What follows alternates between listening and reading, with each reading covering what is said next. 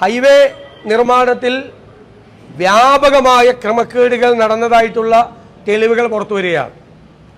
ഗുരുതരമായ എഞ്ചിനീയറിംഗ് പിഴവുകൾ, മണ്ണ് പരിശോധന നടത്താതെ നിർമ്മിതികൾ ഉണ്ടാക്കിയതിൻ്റെ പ്രശ്നം, ആയിരക്കണക്കിന് കോടി രൂപയുടെ അഴിമതി കേരളത്തിൽ വ്യാപകമായി മിക്കവാറും നാഷണൽ ഹൈവേ നിർമ്മാണം നടക്കുന്ന എല്ലാ ജില്ലകളിലും ചീട്ടുകൊട്ടാരം പോലെ ഈ നിർമ്മിതികൾ തകർന്നു വീഴുകയും വിള്ളലുകൾ ഉണ്ടാവുകയും ചെയ്യാണ്.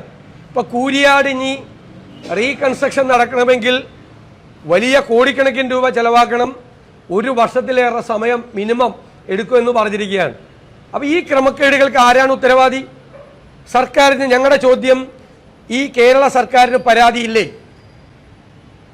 പാലാരിവട്ടം പാലം UDF ഗവൺമെൻറ്റിൻ്റെ കാലത്ത് തുടങ്ങി LDF ഗവൺമെൻറ്റിൻ്റെ കാലത്ത് നിർമ്മാണം അവസാനിപ്പിച്ച ഒരു റിപ്പോർട്ട് വന്നു, ഒരു എഞ്ചിനീയറിംഗ് അപാകതയുണ്ട് എന്ന്. പാലം തകർന്നൊന്നും വീണില്ല. അതിൻ്റെ പേരിൽ അന്നത്തെ മന്ത്രിക്കെതിരായി വിജിലൻസ് കേസെടുത്ത് ജയിലിലടയ്ക്കാൻ, കോടതിയില്ലെങ്കിൽ അദ്ദേഹം ജയിലിൽ പോയേനെ. ജയിലിലടയ്ക്കാൻ ശ്രമിച്ച ആളുകൾ പാലാരിവട്ടം പാലം പഞ്ചവടി പാലമാണ് എന്ന് പറഞ്ഞ് ഈ സംസ്ഥാനത്തുടനീളം പ്രചരണം നടത്തിയ ആളുകൾ, അവർക്കിപ്പോൾ ഈ ആയിരക്കണക്കിന് കോടി രൂപയുടെ ഗുരുതരമായ അഴിമതി നടത്തിയ ഈ നാഷണൽ ഹൈവേ കേസിൽ ഈ സംസ്ഥാന ഗവൺമെൻറ് പരാതിയില്ല, പരാതിപ്പെടാനുള്ള ധൈര്യമില്ല. പിണറായി സർക്കാർ, സംസ്ഥാനത്തെ മുഖ്യമന്ത്രി മോഡി സർക്കാരിൻ്റെ മുന്നിൽ പഞ്ചപുച്ഛമടക്കി ഓച്ചാനിച്ച് നിൽക്കുകയാണ്. എന്തിനാണ് സർക്കാരിന് ഭയം? സർക്കാർ ആവശ്യപ്പെടണ്ടേ? ഞങ്ങൾക്കൊരു പരാതിയില്ലെന്നാണ് പറയുന്നത്. വ്യാപകമായി ഈ റോഡിനെ കണ്ട് അതിൻ്റെ അവകാശവാദം ഉന്നയിച്ച് ഞങ്ങളുടെ ഏറ്റവും വലിയ സംഭവമാണ് എന്ന് പറഞ്ഞു നടന്നിരുന്ന ആളുകളെ ആരെയും ഇപ്പോൾ കാണുന്നില്ല.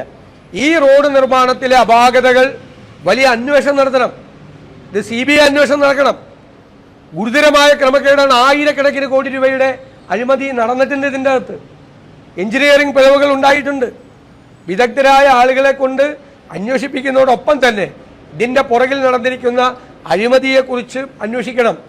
ഈ കൺസ്ട്രക്ഷൻ കമ്പനികളുമായി ആരൊക്കെയാണ് ബന്ധപ്പെട്ടിരിക്കുന്നത്, ആരൊക്കെയാണ് ഇവർക്ക് ഫേവറുകൾ ചെയ്തു കൊടുത്തിരിക്കുന്നത്, അതിൽ സംസ്ഥാന ഗവൺമെൻറ്റിലെ ചില ആളുകളും ഉണ്ട് എന്നതിൻ്റെ സൂചനകൾ ഞങ്ങൾക്ക് കിട്ടിയിട്ടുണ്ട്.